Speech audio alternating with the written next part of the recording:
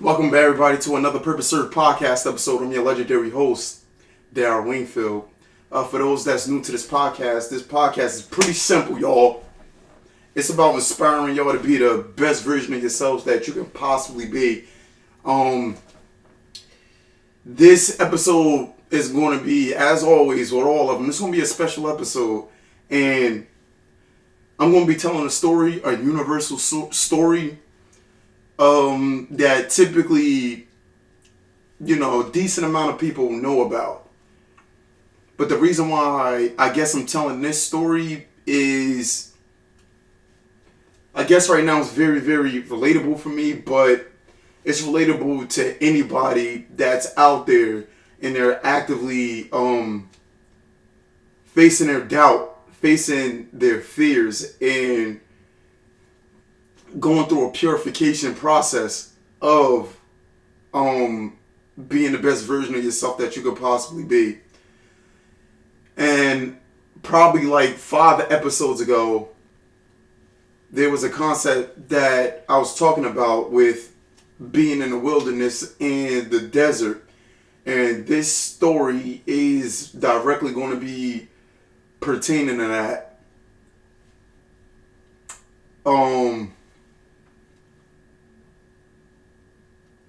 We all have a starting point where we do not realize our potential straight up. We all have a starting point where we're ignorantly going through life. And I can say personally, firsthand, that was me. It's funny. I totaled my car last week. Another situation. I lost another car. If y'all been on this journey with this podcast with me, y'all remember about 2 years ago when I was driving my car knowing that I ain't have no brakes on my car, and me realizing, while I was driving on a highway doing about 65 miles per hour plus in the middle lane, that I can't stop. I was shook. I was mad scared, and it was one of those things where it's like, Darryl, this might be it. We might die today. I had that eerie feeling. And we're going to fast forward to last week. I'm at a green light. First at the light. And the lady on the opposite side of me, she's at the first of the light. And she's making a left. And I'm going straight. So while going straight, she decides to bang this left, yo. She committed to it somewhat. And she stopped halfway. And pretty much where she stopped was right in front of, the lane I was in. And I smacked right into her. And my car bounced off of hers, and I hit a fire hydrant. Bloody nose and all. I wasn't wearing a seatbelt. So my face hit the steering wheel, hit the deck pretty hard. This is not funny, actually. But thank God there was no serious injuries all across the board. But I don't know if I told this story on this podcast. 10 years ago, I'm home from school, and this is my freshman year of college. And I went to my high school football game, me and a couple of my friends and my cousin. Shout out to Talib. And I was being gassed up while driving. This is around the time when Darryl was super reckless. 19 years old. Not 29-year-old Darryl, but 19-year-old Darryl. And I'm driving in a residential area. And I'm driving through this residential area, probably doing like 50, cruising through. And while doing 50, I was approaching like a highway junction. And while making a left myself 10 years ago, I hit the brakes mad hard trying to drift. That's what I was known for. And I was in the car, I was getting gassed up. It was a mixed crowd. It was 3 other people in the car outside myself. But when I made this left, and you already know, I slammed on the brakes while going 50. And I whipped that left, and I lost control over the car. And when I let go of the brakes, I should have kept my foot on the brakes. I didn't, but my car started tail spinning out of control, and eventually I'm finding myself going up a curb, and I probably missed the telephone pole by less than half a foot. Almost hit an ice cream, the Meadowland sign. And by the time I end up in the back of the parking lot, all my tires is off my car. I ended up riding on straight rims. And there's another thing. I put mad people in danger. Going forward with my life for like the next like 3 or 4 years, that was me in a nutshell when it came to alcohol, drugs, and sex. These things typically took my mind off of, I always told you guys, of the real life problems and the real life situations and the things that I should have been focused on, like school and all of that. That was a forethought. That was in the back of my head. I was a pleasure seeker, and the more pleasure that I was seeking and getting, the more numb I would get and feel. And this explains the second tattoo that I got due to this. This is all going to connect. I know this seems all over the place, but hang on. As y'all know, we always be on a crazy journey. But the second tattoo that I got, I woke up in the morning and I felt real numb. And I needed to feel something. And I needed to feel like some sort of pain. So I decided to get like a tattoo on my chest. And the first tattoo that I got was around that time of 19. And the second tattoo that I got was like probably around 2021. And the first tattoo that I got on my chest is God's gift. And then the second tattoo that I got is the Lord's Prayer. It's funny. I've always been a believer in Christ. Always. And I always believed in God. But I turned my back to those truths. And this episode is going to be about recognizing that truth and always seeking the truth above all else. That's the most important thing for all of us. And with going on that journey of finding the truth and truth seeking, you're going to realize the pure light that life has to offer. And you're also going to understand why dynamics is important.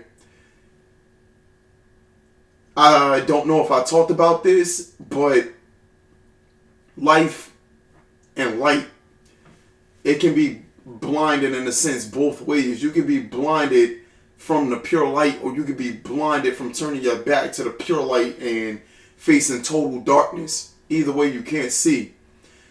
And I talked about the middle way on here. And the middle way is important for all of us, that middle passage. But the second tattoo that I got was the Lord's Prayer. Our Father who art in heaven, hallowed be thy name. Thy kingdom come, thy will be done on earth as it is in heaven. Give us this day our daily bread, and forgive us of our debts as we forgive our debtors. And lead us not in temptation, but deliver us from evil. For thine are the kingdom, the power, and the Holy Spirit. Amen. I got that tatted on my chest. I didn't even know what that meant. That's just what I wanted. The older that I got, and I want to say within like the last 2 years, I've really started to understand what this means. And I want to say not even in the last 2 years, but within the last couple of months. And recognizing that the spiritual essence that we all hold, that comes first. And it reaches the mind's eye first. And then after that, we act on it. We make choices. And those choices harden in this plane of existence that we call, like, you know, the physical world. And the physical world and the spiritual world that I'm talking about is one and the same. And these things that I'm talking about, it was very, very, I guess, uncomfortable for me in a sense to talk about these things. And I know these things are true. My soul recognized it to be true. And I didn't even think that through Purpose Served and the Purpose Served podcast and the lectures that I've been doing, and just outside of that, just life, that I'd be at this point. I've really, really gone on this truth, should be dead or in prison due to my decision making in the past. But God, the higher power, has been on my side. And this story that I'm talking about in relation to what I just said is a story about transformation. And we all transform through life. We're all going through gateways and thresholds that forces us to change. That's a part of those dynamics. Still water isn't it. You gotta move with the living water. That's everything. Without the living water, life can't prosper. And y'all may need to listen to this podcast, a decent amount to really, really understand where I'm coming from. But the story that I'm talking about is of a man that was destined for greatness. Whether you believe this story to be literal, figurative, or straight BS. But this story impacted a nation. This story impacted life itself, and this story impacted the natural land that involved the people. And the story that I'm talking about is the story of Exodus with Moses. Moses was born an Israelite. And due to what was going on around that time, which is common motif in the Bible, the firstborn or son were like getting killed. So with that being said, Moses' parents knew that he had to go into hiding. So they put him in a basket and he floated up the Nile River, living waters analogy. So this story is very, very symbolic. Very symbolic. And we need to understand the symbolism within all things. And Moses ended up being found by the Pharaoh's daughter. And during this, Moses' sister was following him all the way up until that point. And the significance of him being found by the daughter was very, very huge. And directly being raised in the highest hierarchy in Egypt. Eventually, as he got older,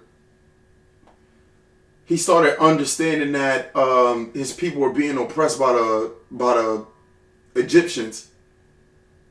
And in one instance, in order to protect some of the Hebrews that he felt as though were being oppressed, he killed an Egyptian. And once he checked up on the Hebrews and everything, they was like, yo, weren't you the dude that killed the Egyptian? Yo, don't kill me, bro. And this made Moses flee out of fear. Moses' life, for a decent amount of time was surrounded in fear and doubt in his actions, his capabilities, and his choices, and whether or not he made the right choices. And as time went on, he had to rely more and more on God to recognize his purpose and recognize, what he had to do to save the people. And I don't want to make this religious at all, but I want you guys to see the truth in this story. So he fled. He fled Egypt and ended up in the land of Midian. Which is going to be very, very, very significant as well, which he didn't understand going through this in those real life moments.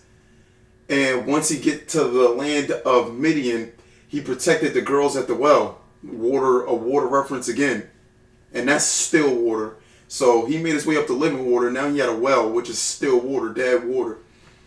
And here he protects these women, which one of these women ended up being one of the women that he married and married into the family. And he ended up being a shepherd, which is also very extremely symbolic, which I can go on for hours about these things, but I have to leave it in the context of truth seeking and doubt and fear and going towards these things instead of avoiding them and staying in a place of comfort. That place of comfort is the well. The living waters is going towards that fear and doubt and crystallizing who you are within that fear and doubt. But he ended up being a shepherd. And during one of his, him being with his sheep and attending to his flock, he ended up in a cave at Mount Sinai, where he received a divine revelation through the burning bush, the angel of the Lord, when the angel of the Lord appeared to him. And the angel of the Lord told him his mission. And the angel of the Lord also told him where this mission stemmed from. And this is where Moses learned the I am. This is something that I talked about on previous podcasts. Well, the one I was talking about earlier, probably like 3 or 4 podcasts ago. I can't remember off the top of my head, to be quite honest. Go back and download and listen. But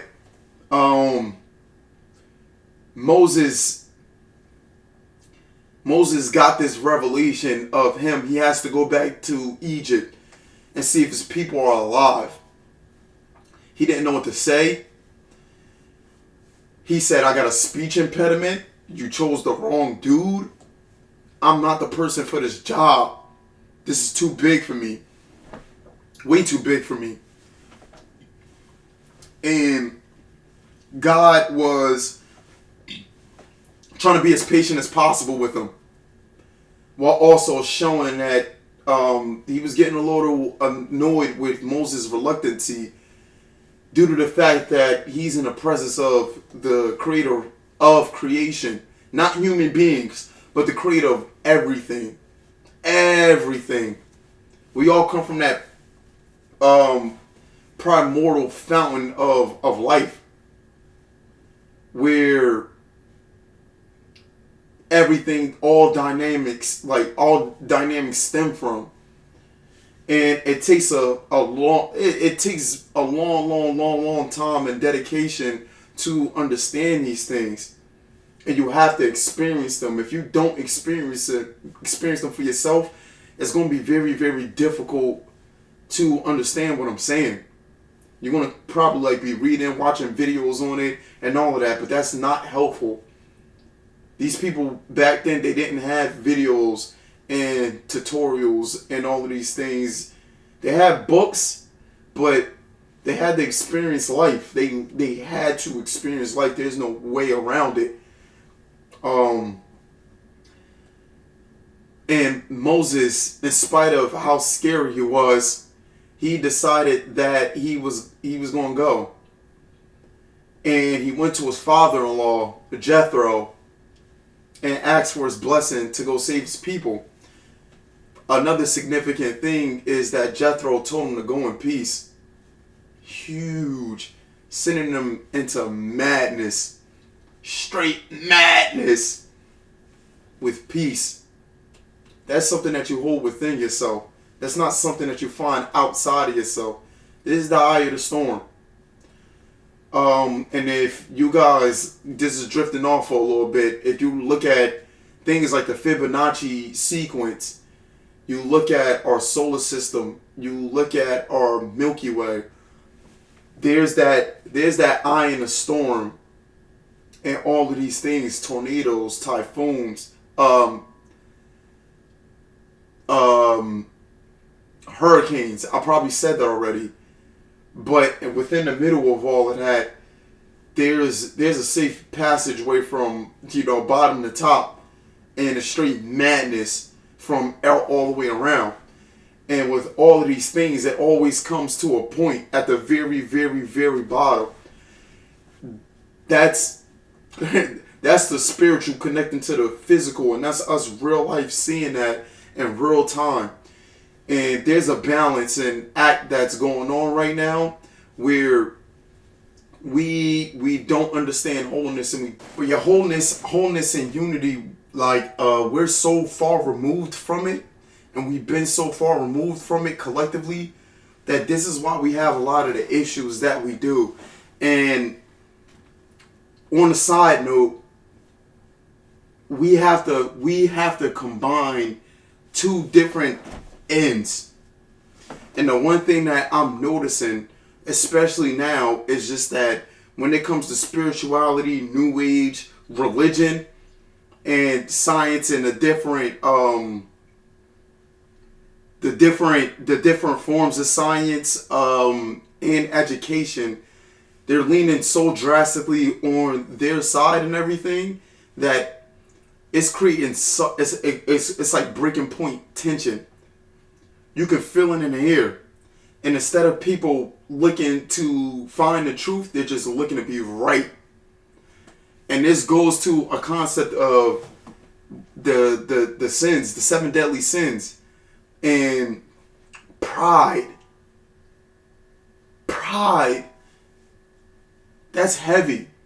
This is coming from somebody that was super prideful. And I did a lot of things because I was ego driven, and I wasn't self driven. Ego driven, I was taking from people, and I didn't mind doing it. And I'm being so serious. My family, my friends, I ruined so many relationships from me being prideful.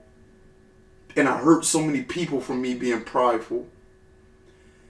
But once I started leaning into self and the concept of not myself, but self, the core of your soul, I recognized that I had to be selfless. I had to be mad selfless. And I realized that the things around me was forcing me to be selfless. I'm the oldest out of 6. I got 4 brothers and 2 sisters. With my youngest brother, he's turning 10 this year, and I'm 29. I'm blessed enough to still have both of my parents that love me, and I love them. They gave me a hard time, and I gave them a hard time right back. But these are the part of the growing pains, and we have to find that point in the middle, that balancing act. And that really creates unity. And that's where life thrives at. That's where life stems from.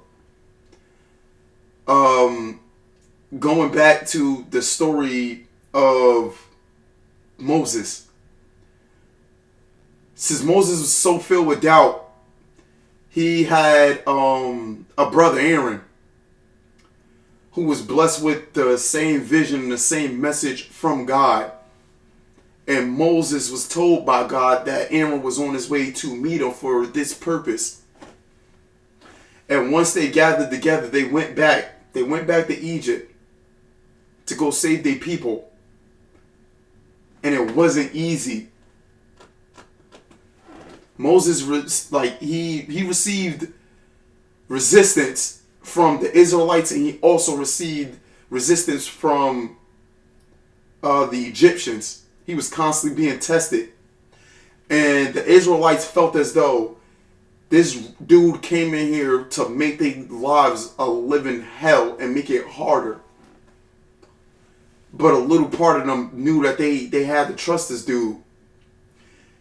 And with the Egyptians and Pharaoh, God kept hardening Pharaoh's heart. And Pharaoh made those choices. These were choices that kept locking in.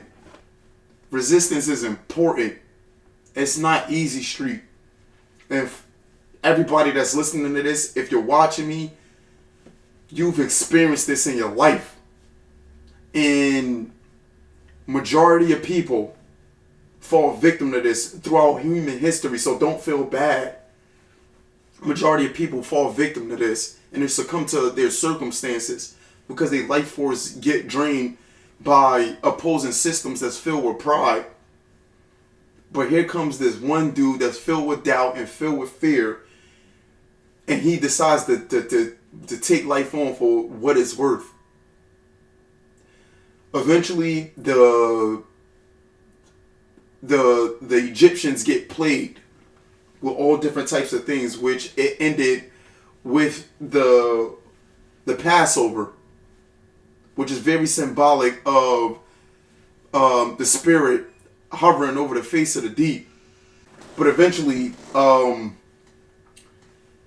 back to a moment that, like, I guess come full circle is the legendary Passover, and where the highest nature said that, like, all firstborns of pretty much all living things has to go. Animals, sons, and all that throughout the land of Egypt.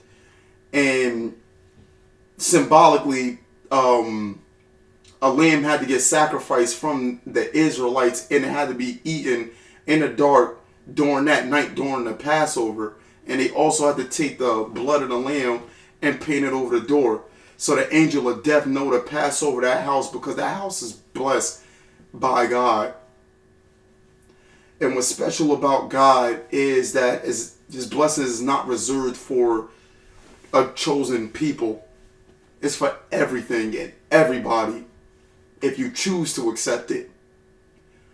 Because this is the breaking point for Pharaoh itself. At this moment, on, I believe this is the 7th day, he let him go. And not only did some Israelites go, but some Egyptians left with these Israelites. So with that came foreign customs and all of that. A bunch of intermingling. And while leaving, they were being guided by water and fire. Clouds during the day and a pillar of fire during the night. And they were being led through the wilderness to the Red Sea. And once they got to the Red Sea, Pharaoh, he pursued them all with all the manpower that he could to make sure these people pay for what they did and what they was doing. And the Israelites, this is the first of many times of them complaining. And they blamed Moses. And they said, bro, you led us out here to die. We were better off staying in bondage instead of about to be slain by our oppressors. Fear, doubt got to them collectively. But Moses, in that moment, showed where his heart and his faith was at. Because if his heart and faith was at where the people was at, they wouldn't have made it through. They would have got slain. But with his staff, shepherd's staff, symbolic, staff of God, he parted the Red Sea. And they was able to walk on dry land and make safe passage all the way across. And when Pharaoh and his army decided to pursue, the water closed in on them. And they were engulfed by the water. You know what I mean? This very also, like I said, symbolic to the creation story, the story of Genesis. And you have to have a keen spirit to recognize these things and understand these things as true in order for this to really, really resonate with you guys.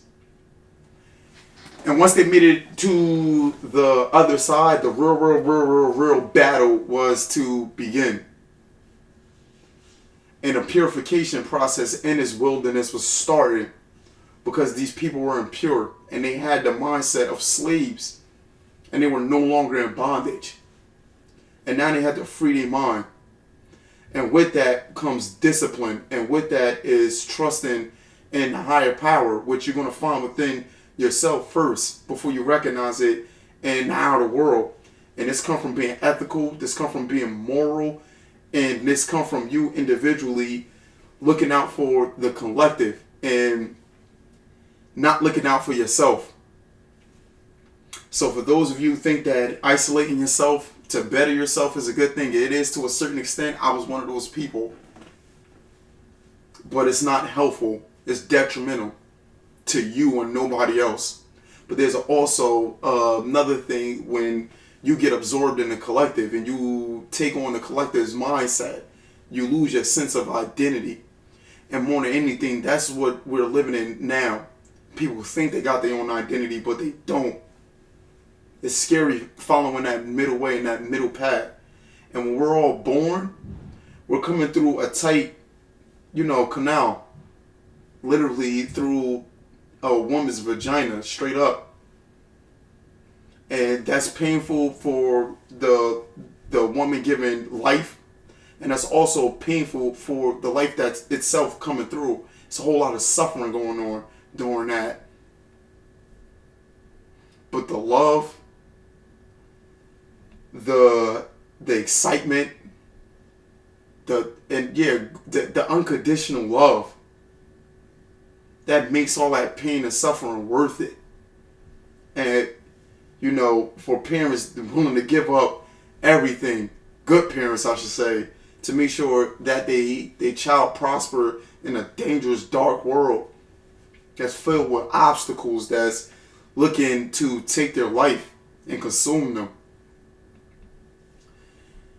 And even during those 9 months of being in essentially an incubator, that's shrouded in darkness. And I compared that to caterpillars being a cocoon before they sprout out and had their wings to go and live their life as a butterfly. That's another threshold.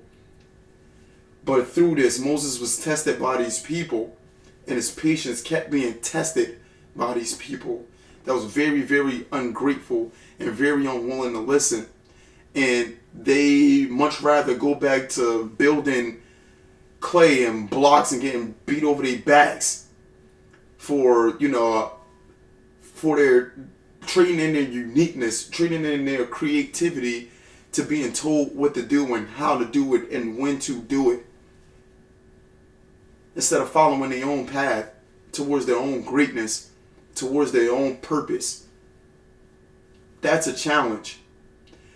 And every life that comes through is forced with that challenge. And we're going to keep being presented these challenges until we collectively, get our shit together. We don't have much of a choice in that matter. We really don't. And if we choose wrongly, that's like the detriment to us, but that also is the detriment to our spirit, and that's the detriment to other people and their spirit as well. It's deteriorating. And I don't want that for y'all. I don't want that for myself. And that's why I'm going to continue to do this type of work. And if you want to discover more of your purpose and your gift, which is essentially a skill, then sign up for a consultation session with me, or you can join the World of Purpose workshop, where I'm the workshop facilitator for World of Purpose, where we go step by step for what purpose look like in your life and how you can actualize that in the world and not have it locked in your head and heart, and being able to express that and growing out of that like a flower or a tree, being upright. And these stories in the Bible teaches that upright living, but it also teaches what happens when you go against the will of unity, wholeness, and the Creator, the Most High. And there's so many stories outside of the Bible that tell that same thing, but for me, that's what resonates most. And we need to build that bridge of understanding amongst us all. That's it. I'm going to continue on with this on the next podcast episode, but please download, share, Discuss this with people that you love and care about, and pick their brain and ask them, do you believe you have purpose? Do you believe that there is something higher out there guiding us? And have that interesting, most likely uncomfortable conversation. It's needed now more than ever. I love y'all. Serve your purpose, and that simply means take action on your goals, your dreams, and aspirations. And I'm out. Deuces.